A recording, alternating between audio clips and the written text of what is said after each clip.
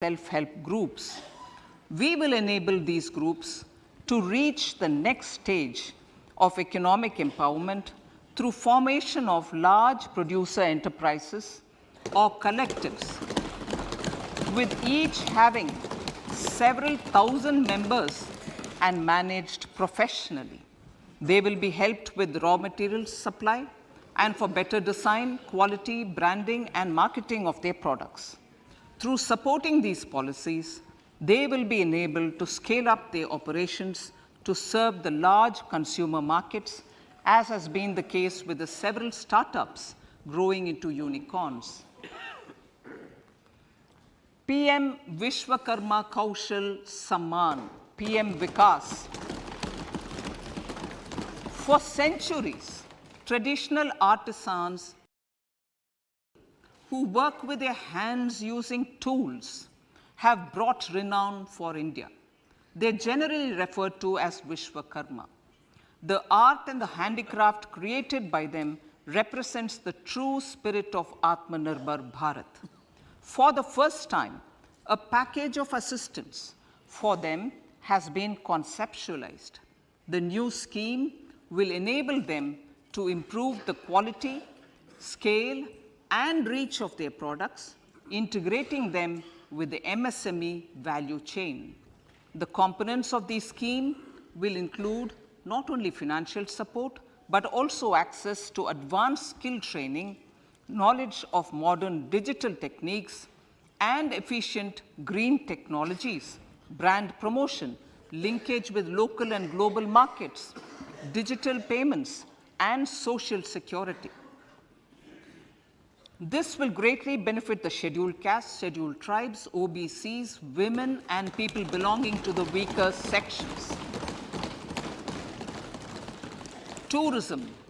The country offers immense attraction for domestic as well as foreign tourists. There is a large potential to be tapped in tourism. The sector holds huge opportunities for jobs and entrepreneurship for youth in particular. Promotion of tourism will be taken up on mission mode with active participation of states, convergence of government programs, and public-private partnerships. Green growth. We are implementing many programs for green fuel, green energy, green farming, green mobility, green buildings, and green equipment, and policies for efficient use of energy across various economic sectors. These green growth efforts help in reducing carbon intensity of the economy and provides for large-scale green job opportunities.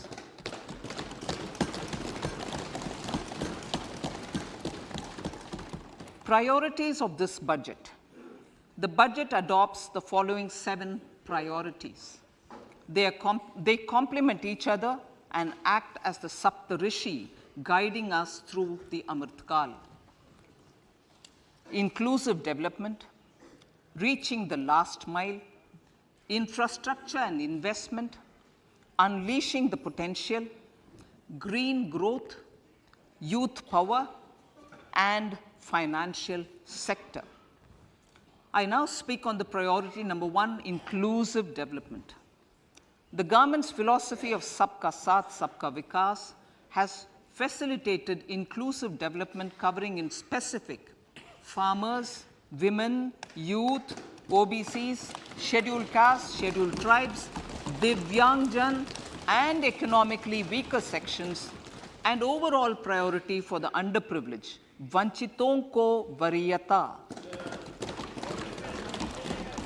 There has also been a sustained focus on Jammu Kashmir, Ladakh, and the Northeast.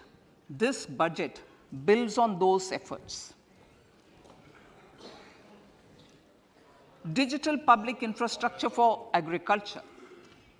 Digital public infrastructure for agriculture will be built as an open source, open standard, and interoperable public good. This will enable inclusive farmer-centric solutions through relevant information services for crop planning and health, improved access to farm inputs, credit and insurance, help for crop estimation, market intelligence, and support for growth of agri-tech industry and startups.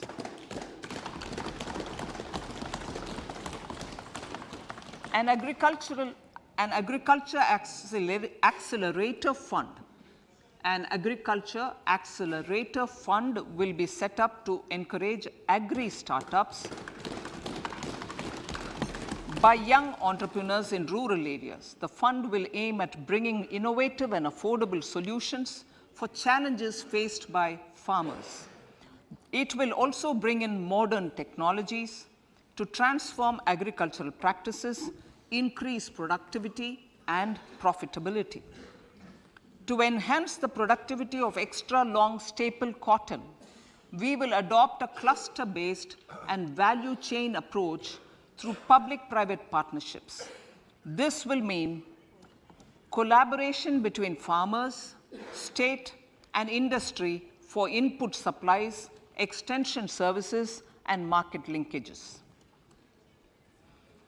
We will launch an Atmanirbhar Clean Plant program to boost availability of disease-free, quality planting material for high-value horticultural crops at an outlay of 2,200 crores. Global hub for millets, which are Sri Anna. India is the forefront.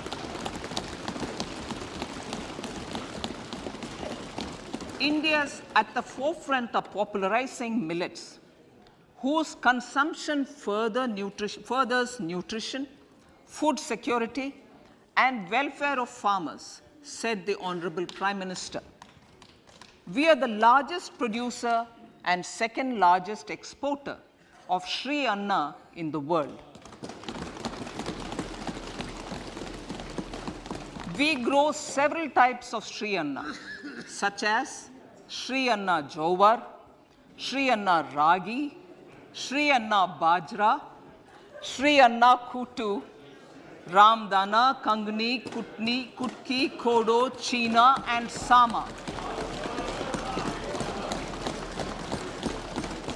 These have a number of health benefits and have been an integral part of our food for centuries. I acknowledge with pride the huge service done by small farmers in contributing to the health of fellow citizens by growing these Sri Anna. Now, to make India a global hub for Sri Anna, the Indian Institute of Millet Research, ideally Indian Institute of the Sri Anna Research, Hyderabad, will be supported as the center of excellence for sharing best practices, research, and technologies at the international level. The agricultural credit target will be increased to 20 lakh crores with focus on animal husbandry, dairy, and fisheries. We will launch a new sub-scheme of PM Matsya Sampada Yojana, which is an existing scheme, but we'll launch a new sub-scheme with targeted investment of 6,000 crores to further enable activities of fishermen, fish vendors, and micro and small entrepreneurs, improve value chain efficiencies, and expand the market. For farmers, especially small and marginal farmers and other marginalized sections, the government is promoting cooperative-based economic development model. A new Ministry of Cooperation was formed with a mandate to realize the vision of Sahkar Se Samriddhi.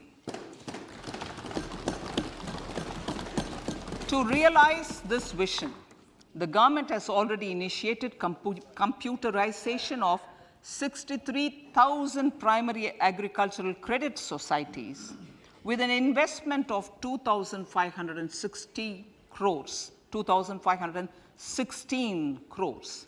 In consultation with all the stakeholders and the states, model bylaws for PACS were formulated, enabling them to become multi-purpose PACS.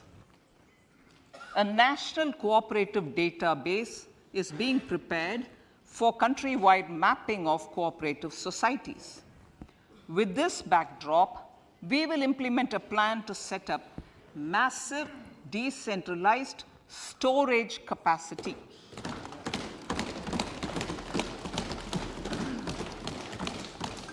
This will help farmers store their produce and realize remunerative prices through sale at appropriate times.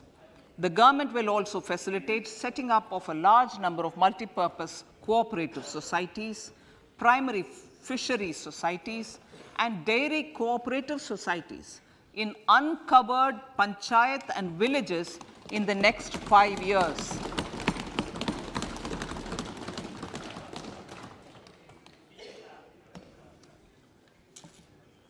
Health, education, and skilling. 157 new nursing colleges will be established in co-location with the existing 157 medical colleges established since 2014. A mission to eliminate sickle cell anemia by 2047 will be launched. It will entail awareness creation, universal screening of 7 crore people in the age group of 0 to 40 years in affected tribal areas, and counseling through collaborative efforts of central ministries and state governments. Facilities in select ICMR labs, Indian Council for Medical Research Labs, will be made available for research by public and private medical college faculty and private sector R&D teams for encouraging collaborative research and innovation. A new program to promote research and innovation in pharmaceuticals will be taken up through centers of excellence. We shall also encourage industry to invest in research and development in specific priority areas. Dedicated multidisciplinary courses for medical devices will be supported in existing institutions to ensure availability of skilled manpower for futuristic medical technologies, high-end manufacturing, and research. Teachers' training. Teachers' training will be re-envisioned through innovative pedagogy, curriculum transaction, continuous professional development, dipstick surveys, and ICT implementation. The District Institute of Education and Training will be developed as vibrant institutes of excellence for this purpose.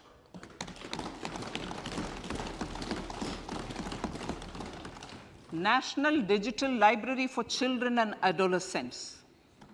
A National Digital Library for Children and Adolescents will be set up for facilitating availability of quality books across geographies, languages, genres, and levels, and device-agnostic accessibility. States will be encouraged to set up physical libraries for them at panchayat and ward levels and provide infrastructure for accessing the national digital library resources. Additionally, to build a culture of reading and to make up for pandemic time learning loss, the National Book Trust, the Children's Book Trust, and other sources will be encouraged to provide and replenish non-curricular titles in regional languages and in English to these physical libraries. Collaboration with NGOs that work in literacy will also be a part of this initiative. To inculcate financial literacy, financial sector regulators and organizations will be encouraged to provide age-appropriate reading material to these libraries. I move to priority 2, reaching the last mile. Prime Minister Vajpayee's government had formed the Ministry of Tribal Affairs and the Department of Development of Northeast Region to provide a sharper focus to the objective of reaching the last mile. Our government has formed the ministries of Ayush, Fisheries, Animal Husbandry and Dairying, Skill Development, Jal Shakti and Cooperation. Building on the success of the Aspirational Districts program, the government has recently launched the Aspirational Blocks program, covering 500 blocks for saturation of essential government services across multiple domains such as health, nutrition, education, agriculture, water resources, financial inclusion, skill development, and basic infrastructure. Manya Speaker, sir, Pradhan Mantri PBTG, which is Primitive Vulnerable Tribal Groups Development Mission, is being launched. To improve socio-economic conditions of the particularly vulnerable tribal groups, the PBTGs as we refer them to, Pradhan Mantri PBTG Development Mission will be launched. This will saturate PBTG families and habitations with basic facilities such as safe housing, clean drinking water and sanitation, improved access to education, health, nutrition, road and telecom connectivity, and sustainable livelihood opportunities. An amount of 15,000 crores will be made available to implement the mission in the next 3 years under the Development Action Plan for the Scheduled Tribes. Ekalavya Model Residential Schools. In the next 3 years, Center will recruit 38,800 teachers and support staff for the 740 Ekalavya Model Residential Schools, which is serving 3.5 lakh tribal students.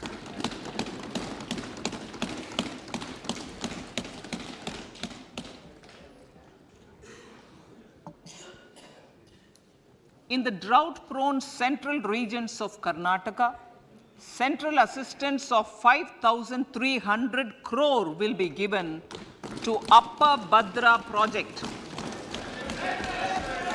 to provide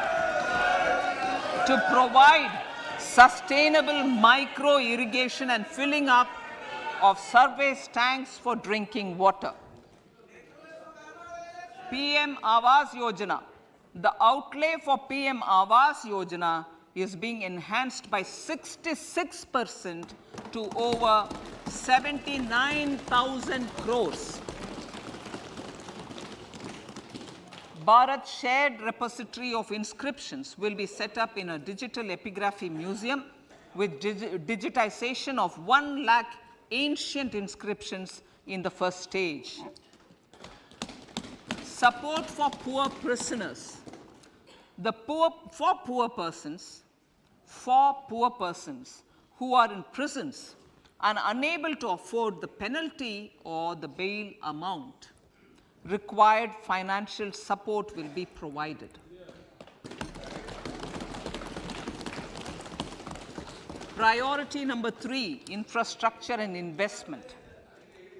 Investments in infrastructure and productive capacity have a large multiplier impact on growth and employment. After the subdued period of the pandemic, private investments are growing again. The budget takes the lead once again to ramp up the virtuous cycle of investment and job creation.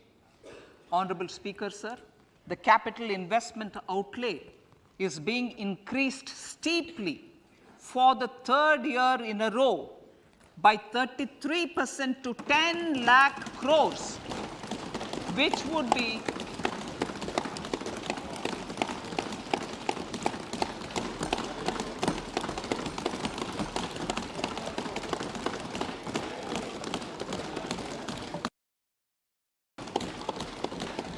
which would be 3.3% of GDP. This will almost be 3 times the outlay made in 2019-20.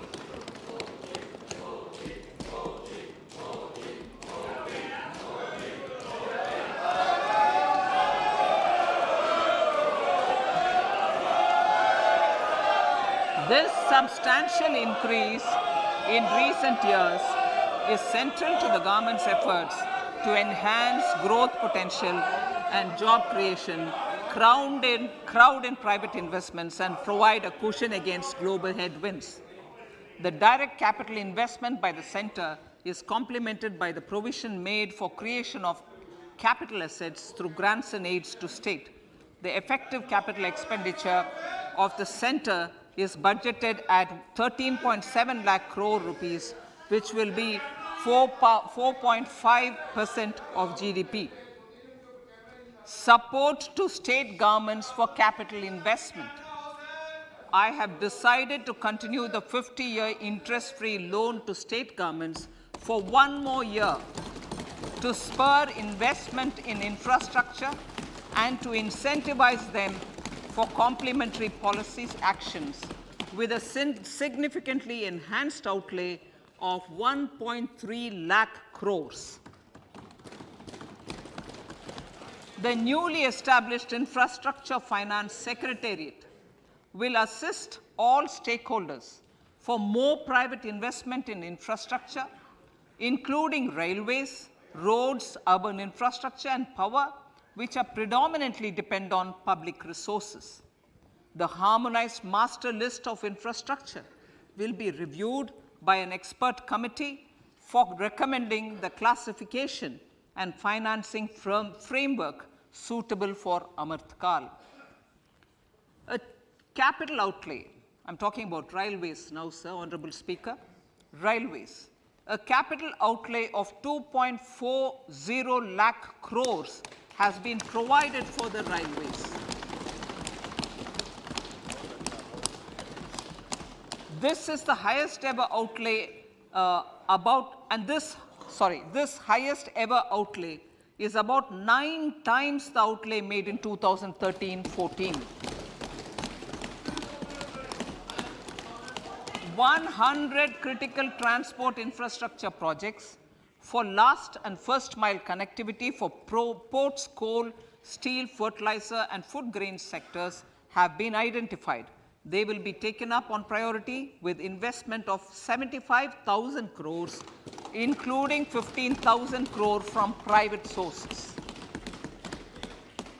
50 additional airports, heliports, water aerodromes, and advanced landing grounds will be revived for improving regional air connectivity.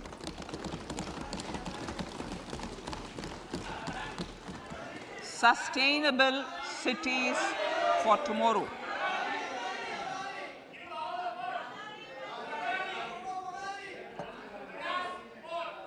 States and cities will be encouraged to undertake urban planning reforms and actions to transform our cities into sustainable cities of tomorrow.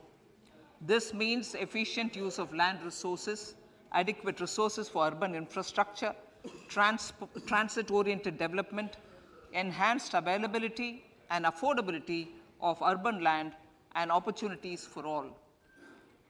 Through property tax governance reforms and ring-fencing user charges on urban infrastructure, cities will be incentivized to improve their creditworthiness for municipal bonds.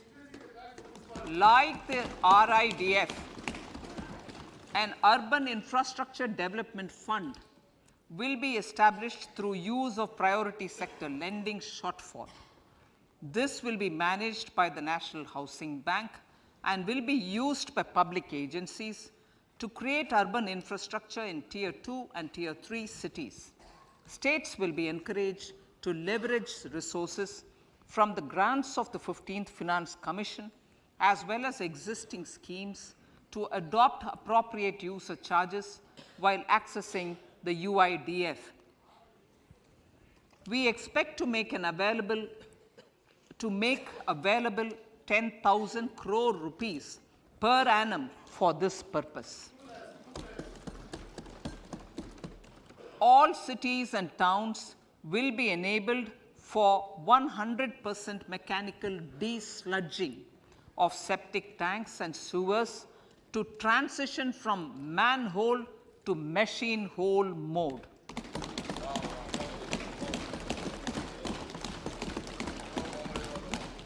Enhanced focus will be provided for scientific management of dry and wet waste. Honorable Speaker, sir, our Prime Minister had said, good governance is the key to a nation's progress. Our government is committed to providing a transparent and accountable administration which works for the betterment and welfare of common citizens. Mission Karma Yogi.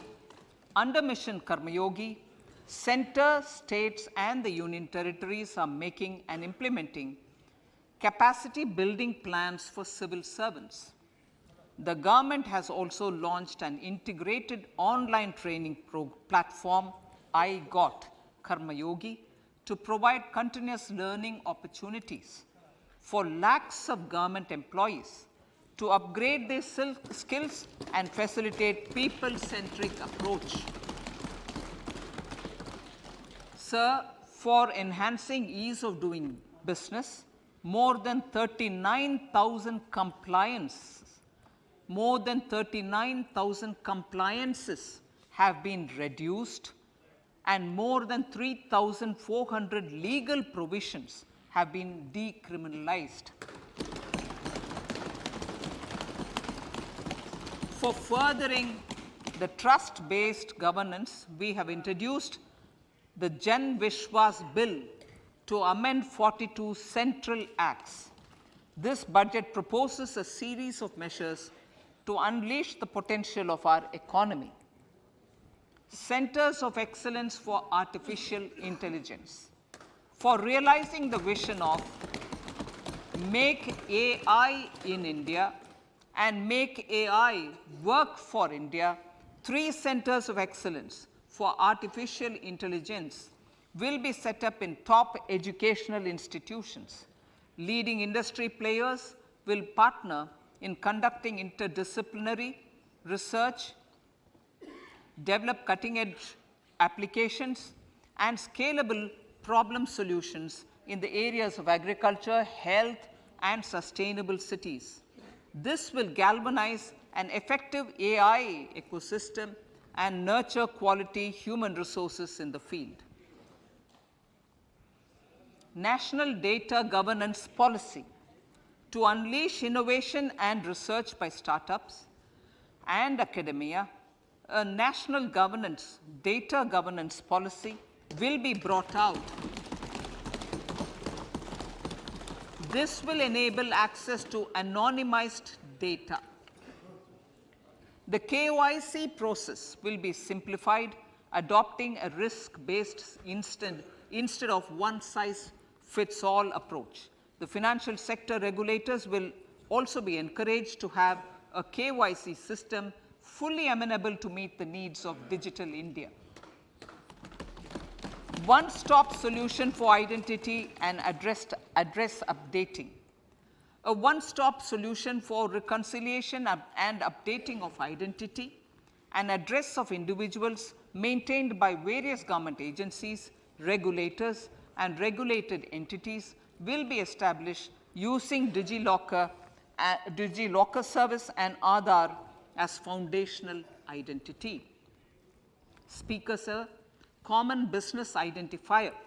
For the business establishments required to have a permanent account number, the PAN will be used as the common identifier for all digital systems of specified government agencies. This will bring ease of doing business, and it will be facilitated through a legal mandate. For obviating the need for separate submission of same information to different government agencies, a system of unified filing process will be set up. Such filing of information or return in simplified forms on a common portal will be shared with other agencies as per the filer's choice. Vivad Se Vishwas 1, relief for MSMEs. In cases of failure by MSMEs to execute contracts during the COVID period, 95% of the forfeited amount relating to the bid or performance security will be returned to them by government and government undertakings. This will provide relief to the MSMEs. Vivad Se Vishwas 2, settling contractual disputes. To settle contractual disputes of government and government undertakings, wherein arbitral award is under challenge in a court, a voluntary settlement scheme with standardized terms will be introduced. This will be done by offering graded settlement terms depending on pendency level of the dispute. The state support mission of Niti Aayog will be continued for 3 years for our collective efforts towards national priorities.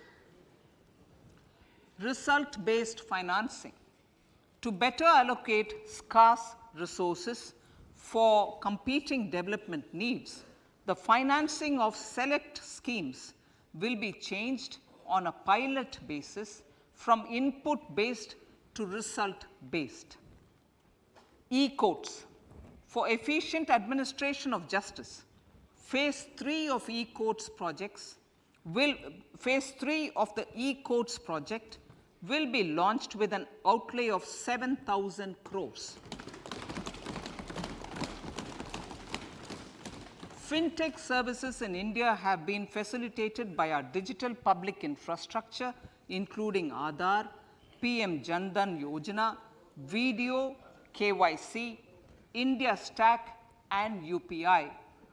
To enable more fintech innovative services, the scope of documents available in DigiLocker for individuals will be expanded. An entity DigiLocker will be set up for the use by MSMEs, large businesses, and also charitable trusts. This will be towards storing and sharing documents online securely whenever needed with various authorities, regulators, banks, and other business entities. 5G services. 100 labs for developing applications using 5G services will be set up in engineering institutions.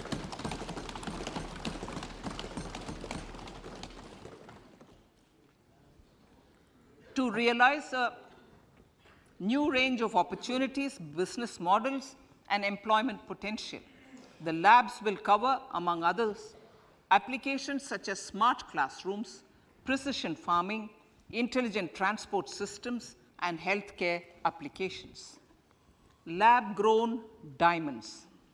Lab-grown diamonds is a technology and innovation-driven emerging sector with high employment potential. These environment-friendly diamonds, which have optically and chemically the same properties as natural diamonds.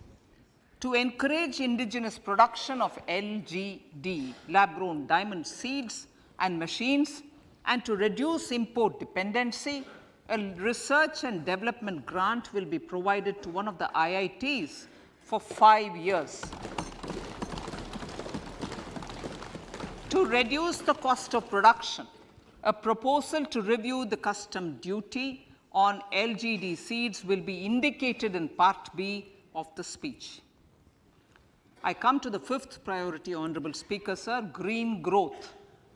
Honorable Prime Minister has given a vision for life or lifestyle for environment to spur a movement of environmentally conscious lifestyle.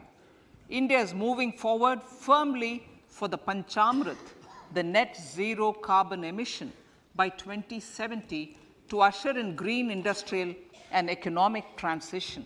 This budget builds on our focus on green growth. The recently launched National Green Hydrogen Mission, with an outlay of 19,700 crores, will facilitate transition of the economy to low carbon intensity, reduce dependence on fossil fuel imports, and make the country assume technology and market leadership in this sunrise sector. Our target is to reach an annual production of 5 MMT by 2030. Energy transition. This budget provides for 35,000 crores for priority capital investment towards energy transition and net zero objectives and energy security by Ministry of Petroleum and Natural Gas. To steer the economy on sustainable development path, battery energy storage systems with capacity of 4,000 MWh will be supported with viability gap funding. A detailed framework for pumped storage projects will also be formulated. Renewable energy evacuation. The interstate transmission system for evacuation and grid integration of 13 gigawatt renewable energy from Ladakh will be constructed with investment of 20,700 crore, including central support of 8,300 crores. Green credit program. For encouraging behavioral change, a green credit program will be notified under the Environment Protection Act. This will incentivize environmentally sustainable and responsive actions by companies, individuals, and local bodies, and help mobilize additional resources for such activities. PM Program for Restoration, Awareness, Nourishment, and Amelioration of Mother Earth, PM Pranam, will be launched to incentivize states and union territories to promote alternative fertilizers and balanced use of chemical fertilizers. Go Bardhan scheme. 500 new waste to wealth plants under Go Bardhan, galvanizing organic bio-agro resources done. Go Bardhan scheme will be established for promoting circular economy. These will include 200 compressed biogas plants, including 75 plants in urban areas, and 300 community or cluster-based plants at a total investment of 10,000 crores. I will refer to this in Part B also. In due course, a 5% CBG mandate will be introduced for all organizations marketing natural and biogas. For collection of biomass and distribution of biomanure, appropriate fiscal support will also be provided. Bharatiya Prakritik Kheti Bio Input Resource Centers. Over the next 3 years, we will facilitate 1 crore farmers to adopt natural farming. For this, Honorable Speaker, 10,000 bio input resource centers will be set up, creating a national level distributed micro fertilizer and pesticide manufacturing network. Mishti.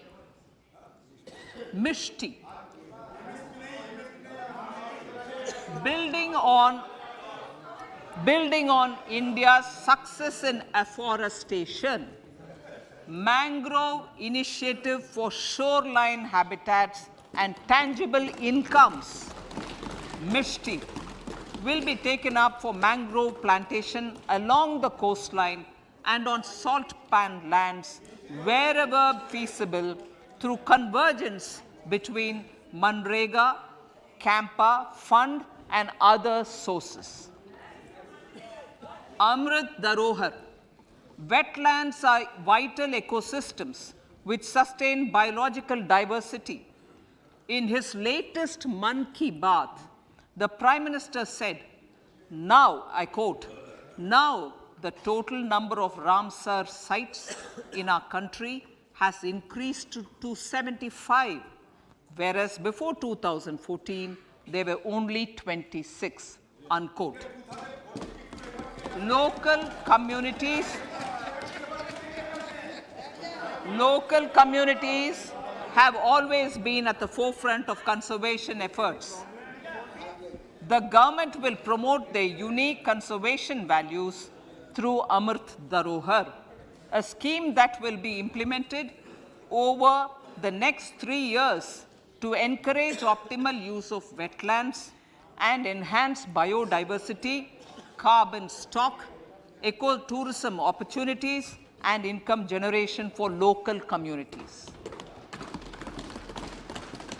Coastal shipping.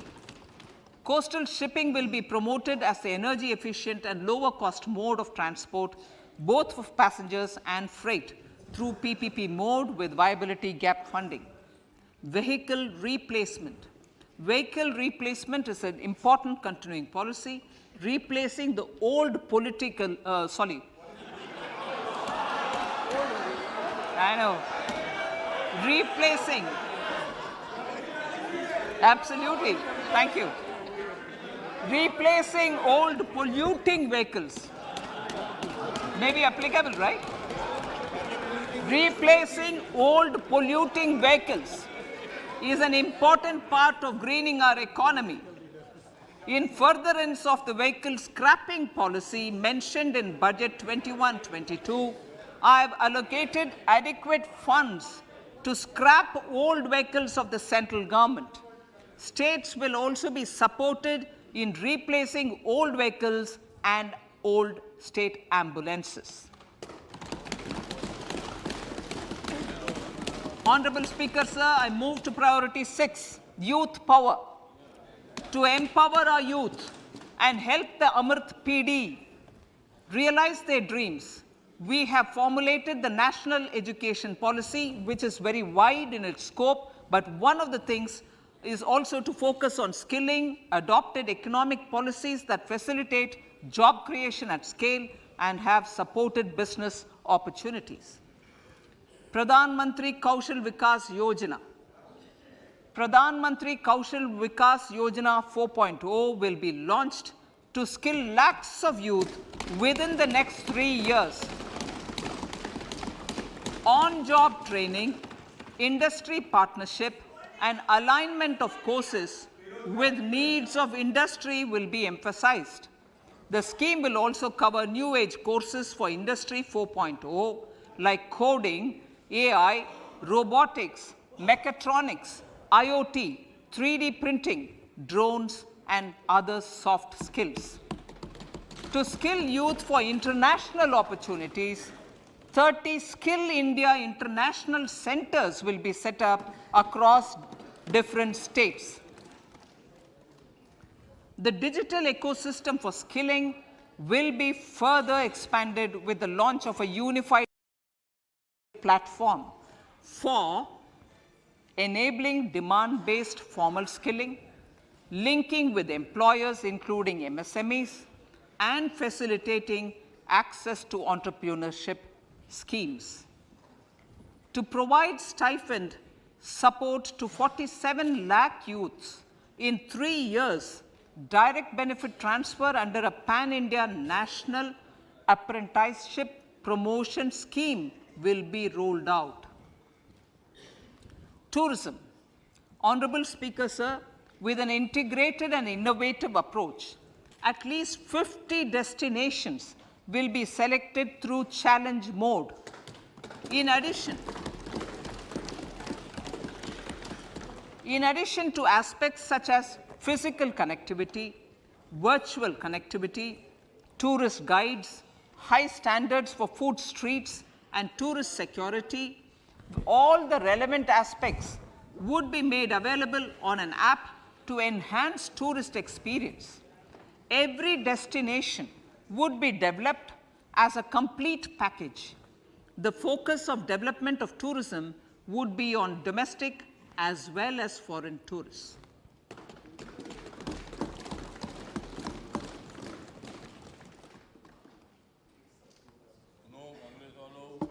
Sector-specific skilling and entrepreneurship development will be dovetailed to achieve the objectives of Dekho Apna Desh initiative.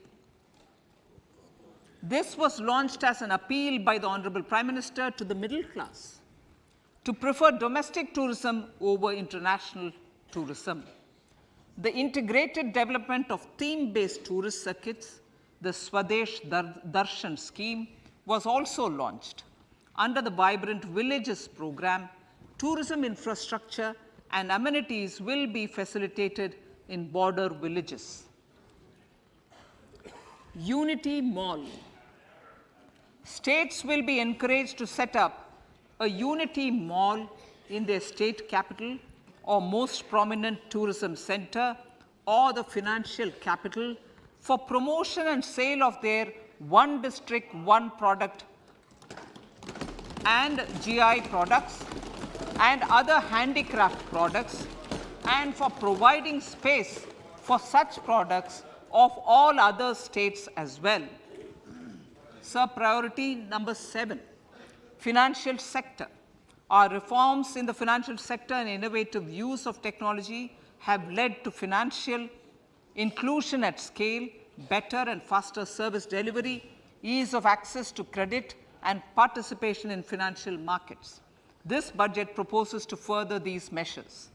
Credit guarantee for MSMEs. Last year, I proposed revamping of the credit guarantee scheme for the MSMEs. I am happy to announce that the revamped scheme will take effect from 1st April 2023 through infusion of 9,000 crores in the corpus. This will enable additional collateral-free guaranteed credit of 2 lakh crores of rupees. Further, the cost of credit will be reduced by about 1%. A national financial information registry will be set up to serve as the central repository of financial and ancillary information. This will facilitate efficient flow of credit, promote financial inclusion, and foster financial stability.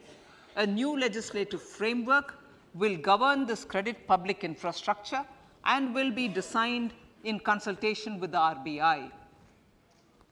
To meet the needs of Amritkal and to facilitate optimum regulation in the financial sector, public consultation, as necessary and feasible, will be brought to the process of regulation making and issuing subsidiary directions.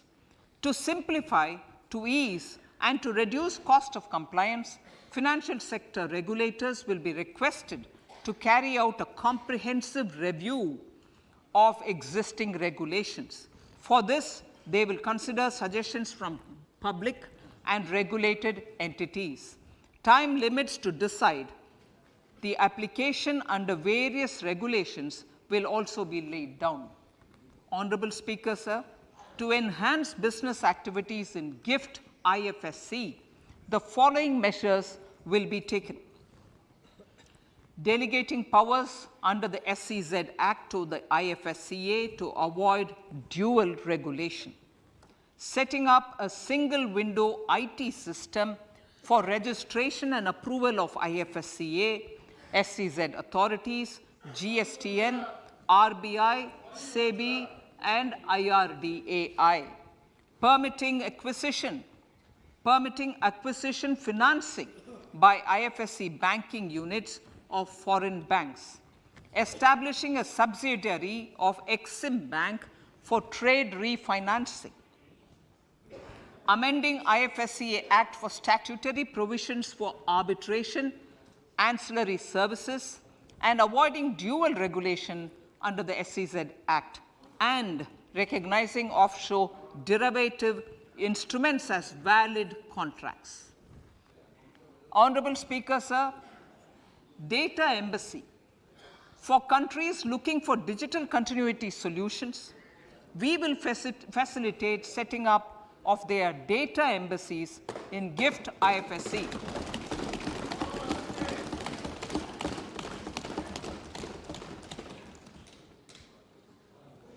Improving governance and investor protection in banking sector. To improve bank governance and enhance investors' protection, certain amendments to the Banking Regulation Act, the Banking Companies Act, and the Reserve Bank of India Act are being proposed. Capacity building in securities market.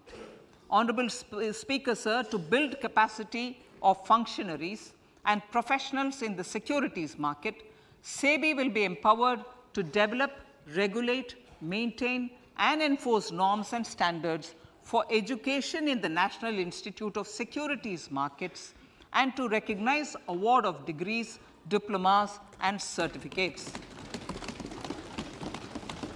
A central processing center will be set up for faster response to companies through centralized handling of various forms filed with field officers under the Companies Act. Reclaiming of shares and dividends. For investors to reclaim unclaimed shares and unpaid dividends from the Investor Education and Protection Fund Authority with ease, from the Investor Education and Protection Fund Authority with ease, an integrated IT portal will be established. Digital payments continue to find wide acceptance. In 2022, they show an increase of 76% in transaction and 91% in value. Fiscal support for this digital public infrastructure will continue in 2023-2024. Azadi Ka Amrit Mahotsav, Mahila Samman Bachat Patra. For commemorating Azadi Ka Amrit Mahotsav, a one-time new small savings scheme, Mahila Samman Savings Patra or Savings Certificate, Mahila Samman Savings Certificate will be made available for a 2-year period up to March 2025. This will offer deposit facility up to 2 lakh in the name of a woman or girls for a tenure of 2 years at fixed interest rate of 7.5% with partial withdrawal option. Senior citizens. The maximum deposit limit for senior citizens savings scheme will be enhanced from 15 lakh to 30 lakhs of rupees. The maximum deposit limit for monthly income account scheme will be enhanced from 4.5 lakh to 9 lakh for single account and from 9 lakh to 15 lakh for joint account. Honorable Speaker, sir, fiscal management. 50 years interest-free loan to states. The entire 50-year loan to states has to be spent on capital expenditure within 2023-24. Most of this will be at the discretion of the states, but a part will be conditional on states increasing their actual capital expenditure. Parts of the outlay will also be linked to or allocated for the following purposes: scrapping old government vehicles, urban planning reforms and actions, financing reforms in urban local bodies to make them credit-worthy for municipal bonds, housing for police personnel above or as part of the police station, constructing unity malls, children and adolescent libraries and digital infrastructure, and state share of capital expenditure of central schemes. Honorable Speaker, sir, fiscal deficit of states. States will be allowed a fiscal deficit of 3.5% of GSDP, of which 0.5% will be tied to power sector reforms. Revised estimates 2022 to 2023. The revised estimate, Honorable Speaker, sir, of the total receipts other than borrowing is 24.3 lakh crores, of which the net tax receipts are 20.9 lakh crores. The revised estimate of the total expenditure is 41.9 lakh crores of rupees, of which the capital expenditure is about 7.3 lakh crores. The revised estimate of the fiscal deficit is 6.4% of GDP, adhering to the budget estimate. So, budget estimates of 2023-24.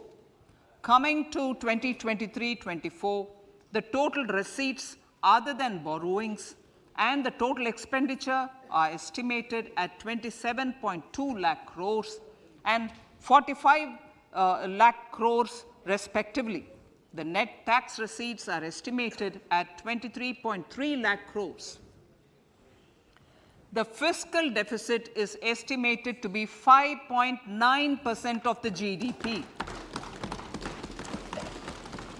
In my budget speech for 21-22, I had announced that we plan to continue the path of fiscal consolidation, reaching a fiscal deficit of below 4.5% by 2025-26, with a fairly steady decline over the period. We have adhered to this path, and I reiterate my intention to bring the fiscal deficit below 4.5% of GDP by 2025-26. To finance the fiscal deficit in 2023-24, the net market borrowings from dated securities are estimated at 11.8 lakh crores. The balance financing is expected to come from small savings and other sources. The gross market borrowings are estimated at 15.43 lakh crores of rupees. Honorable Speaker, sir, I now move to Part B.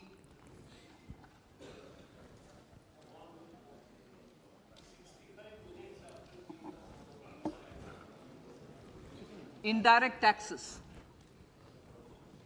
My indirect tax proposals will aim to promote exports, boost domestic manufacturing, enhance domestic value addition, encourage green energy and mobility. A simplified tax structure with fewer tax rates helps in reducing compliance burden and improving tax administration. I propose to reduce the number of basic customs duty rates on goods other than textiles and agriculture from 21 to 13. As a result, there are minor changes in the basic custom duties, cesses and surcharges on some items including toys, bicycle, automobiles and naphtha.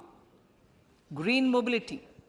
To avoid cascading of taxes on blended compressed natural gas, I propose to exempt excise duty on GST paid compressed biogas contained in it. To further provide impetus to green mobility, customs duty exemptions is being extended to import of capital goods and machinery required for manufacture of lithium-ion cells for batteries used in electrical vehicles as well. Electronics. As a result of various initiatives of the government, including phased manufacturing program, mobile phone production in India has increased from 5.8 crore units valued at about 18,900 crore in 2014-15 to 31 crore units valued at 2,75,000 crore in the last financial year. To further deepen domestic value addition in manufacturing of mobile phones, I propose to provide relief to customs duty. I propose to provide relief in customs duty on import of certain parts and inputs like camera lens, and continue the concessional duty on lithium-ion cells for batteries for another year. Similarly, to promote value addition in manufacture of televisions, I propose to reduce the basic customs duty on parts of open cells of TV panels to 2.5%. Electrical, to rectify inversion of duty structure and encourage manufacturing of electric kitchen chimneys, the basic custom duty on electric kitchen chimney is being increased from 7.5% to 15%, and that on heat coils for these is proposed to be reduced from 20% to 15%. Chemicals and petrochemicals. Denatured ethyl alcohol is used in chemical industry. I propose to exempt basic customs duty on it. This will also support the ethanol blending program and facilitate an endeavor for energy transition. Basic customs duty is also being reduced on acid-grade fluorospar from 5% to 2.5% to make the domestic fluorochemicals industry competitive. Further, the basic customs duty on crude glycerine for use in manufacture of epichlorohydrin is proposed to be reduced from 7.5% to 2.5%.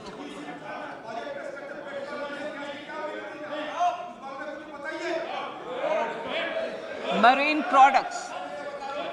In the last financial year, marine products recorded the highest export growth, benefiting farmers in the coastal states of the country. To further enhance the export competitiveness of marine products, particularly shrimps, duty is being reduced on key inputs for domestic manufacture of shrimp feed.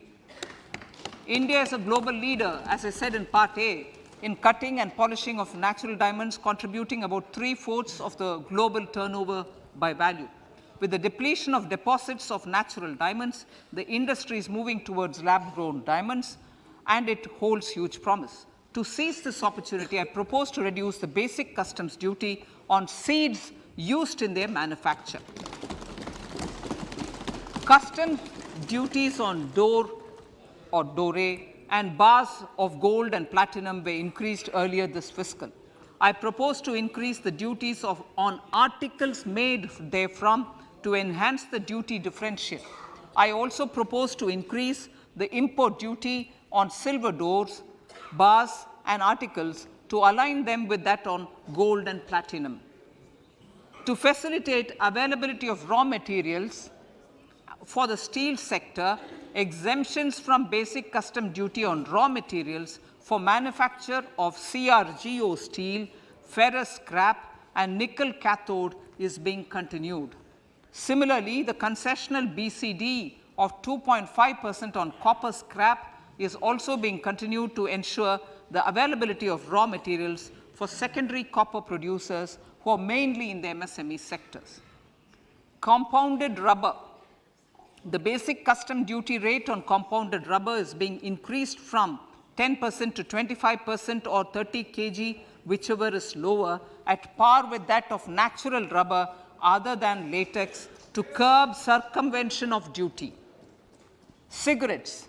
National calamity contingent duty on specified cigarettes was last revised 3 years ago. This is proposed to be revised upwards by about 16%. Direct taxes. I now come to my direct tax proposals. Honorable Speaker, these proposals aim to maintain continuity and stability of taxation, further simplify and rationalize various provisions to reduce the compliance burden, promote the entrepreneurial spirit, and provide tax relief to citizens. It has been constant endeavor of the Income Tax Department to improve taxpayers' services by making compliance easy and smooth. Our taxpayers portal received a maximum of 72 lakh returns in a day. processed more than 6.5 crore returns this year. Average processing period reduced from 93 days in financial year 13-14 to 16 days only now.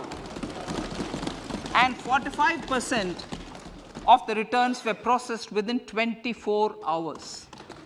We intend to further improve this, roll out the next generation common IT return form for taxpayer convenience, and also plan to strengthen the grievance redressal mechanism. MSMEs and professionals. MSMEs are growth engines of our economy.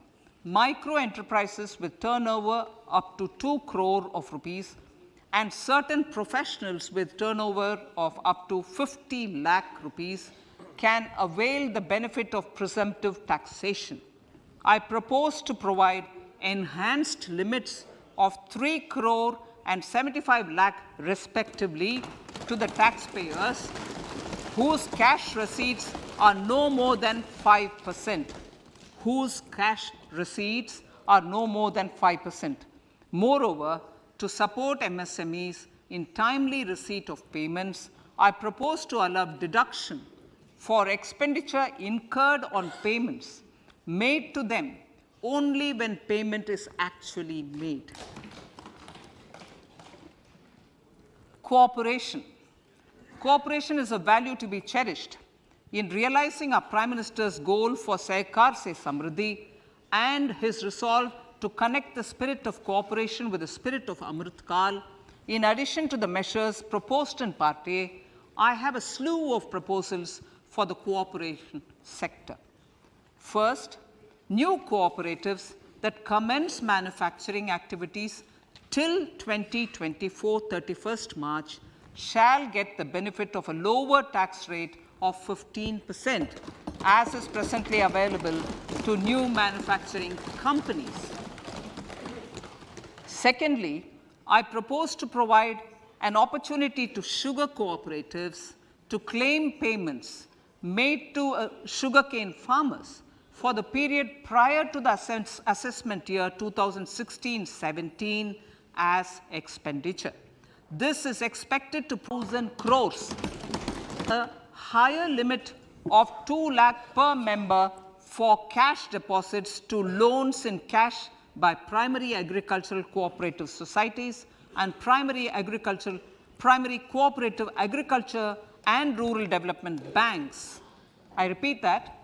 Thirdly, I am providing a higher limit of 2 lakh per member for cash deposits to and loans in cash by primary agricultural cooperative societies and primary cooperative agricultural and rural development banks. Similarly, a higher limit of 3 crore for TDS on cash withdrawal is being provided to cooperative societies. Startups.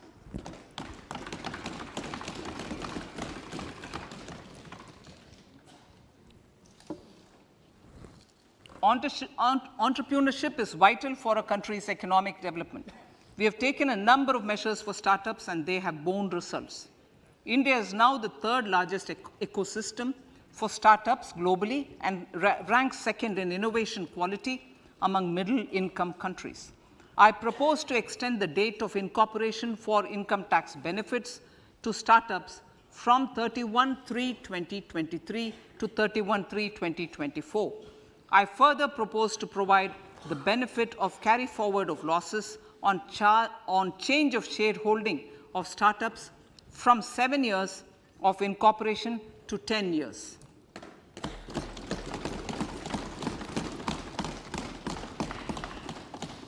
To reduce the pendency of appeals at commissioner level, I propose to deploy about 100 joint commissioners for disposal of small appeals. We shall also be more selective in taking up cases for scrutiny of returns already received this year. Better targeting of tax concessions. For better targeting of tax concessions and exemptions, I propose to cap deduction from capital gains on investment in residential house under Section 54 and Section 54F to 10 crores. Another proposal with similar intent is to limit income tax exemption from proceeds of insurance policies with very high value. Rationalization. Honorable Speaker, sir, there are a number of proposals relating to rationalization and simplification. Income of authorities, boards, and commissions set up by statutes of union or state for the purpose of housing, development of cities, towns, and villages, and regulating and developing an activity or matter is proposed to be exempted from income tax. Other major measures in this direction are removing the minimum threshold of 10,000 for TDS and clarifying taxability relating to online gaming, not treating conversion of gold into electronic gold receipts and vice versa as capital gains, reducing the TDS rate from 30% to 20% on taxable portion of EPF withdrawals in non-PAN cases, and taxation on income for market-linked.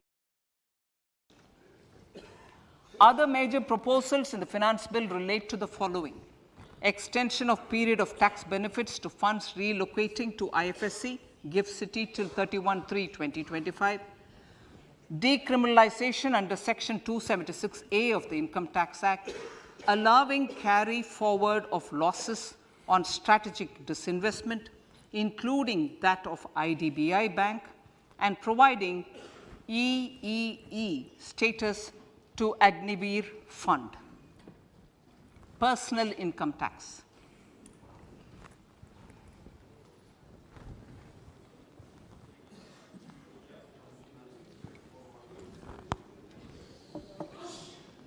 Now I come to what everyone is waiting for.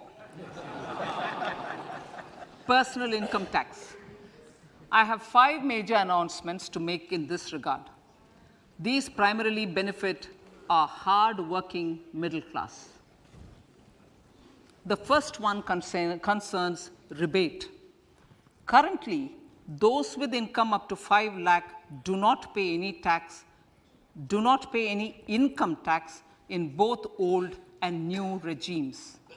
I propose to increase the rebate limit to 7 lakhs in the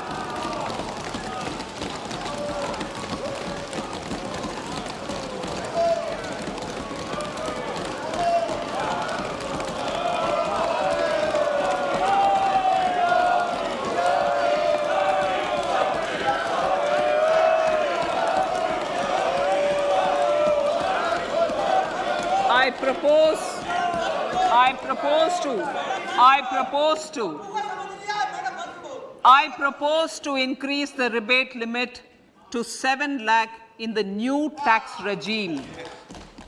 Thus, persons in the new tax regime with income up to 7 lakhs will not have to pay any tax at all. The second proposal relates to middle class individuals. I had introduced in the year new personal income tax regime with 6 income slabs starting from 2.5 lakh. I propose to change the tax structure in this regime by reducing the number of slabs to 5 and increasing the tax exemption limit to 3 lakhs. The new tax rates are 0 to 3 lakh, nil; 3 to 6 lakhs, 5%; 6 to 9 lakhs, 10%; 9 to 12 lakh, 15%; 12 to 15 lakhs, 20%; and above 15 lakhs, 30%. This will provide major relief to all taxpayers in the new regime. An individual with an annual income of 9 lakhs will be required to pay only 45,000 rupees. This is only 5% of his or her income. It is a reduction of 25% on what he or she is required to pay now. That is 60,000. So in the place of 60,000, it is now only 45,000.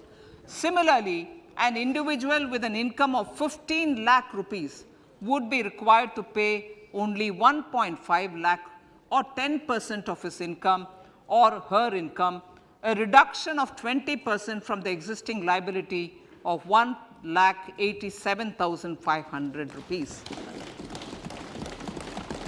My third proposal is for the salaried class and the pensioners, including family pensioners, for whom I propose to extend the benefit of standard deduction to the new tax regime.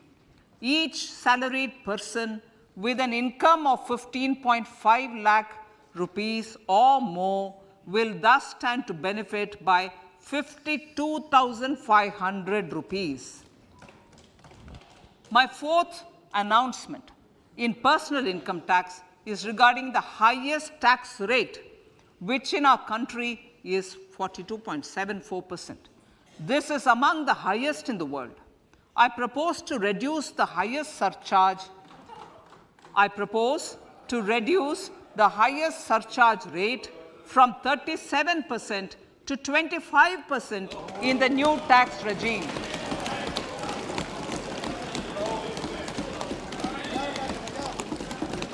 This would result in reduction of the maximum rate. This would result in the reduction of the maximum tax rate to 39%. Lastly, the limit of 3 lakh rupees for tax exemption on leave encashment on retirement of non-government salaried employees was last fixed in the year 2002, when the highest basic pay in the government was only 30,000 rupees per month. In line with the increase in the government salaries, I am proposing to increase this limit to 25 lakh rupees.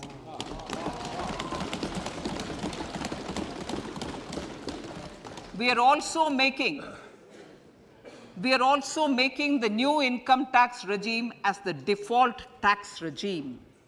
However, citizens will continue to have the option to avail the benefit of the old tax regime. Apart from these, I am also making some other changes as given in the annexure. As a result of these proposals, revenue of about 38,000 crore to 37,000 crore in direct taxes and rupees 1,000 crore in indirect taxes will be foregone, while revenue of about 3,000 crore will be additionally mobilized. Thus, the total revenue foregone is about 35,000 crores annually. Honorable Speaker, sir, with these words, I commend the budget to this august House.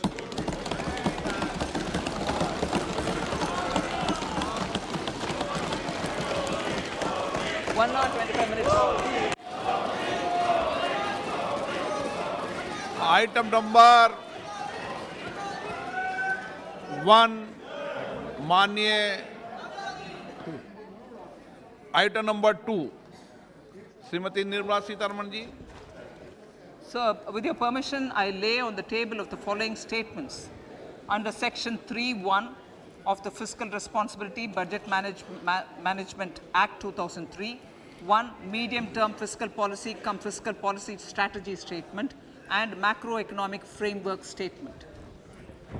माननीय सदस्यगण, जैसा कि आपको समाचार भाग 2 के माध्यम से पहले ही सूचित किया जा चुका है कि माननीय वित्त मंत्री जी के बजट भाषण की प्रतियां हार्ड कॉपी के रूप में उपलब्ध कराई गई है.